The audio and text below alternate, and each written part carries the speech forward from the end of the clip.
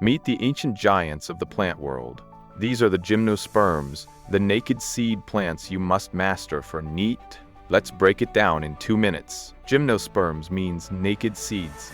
Their seeds are not enclosed in fruits, but lie exposed on scales of cones. Vascular plants with xylem and phloem, true roots, stems, and leaves, usually needle-like leaves, adapted to cold, dry regions. Think pine, cycas.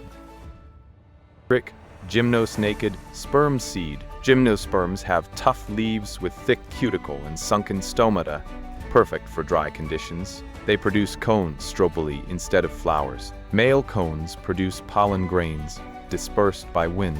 Female cones have ovules that develop into seeds after fertilization. No double fertilization here. Key point: Selaginella and gymnosperms are both heterosporous. Gymnosperms are heterosporous, microspores and megaspores. The endosperm in gymnosperms is haploid. N. The male gametophyte is the pollen grain. Remember, cycas is dioecious, penis is monoecious. Quick recap: gymnosperms, naked seeds, cones instead of flowers, no fruits, wind pollination. Haploid endosperm important for NEET. Comment: Gymno.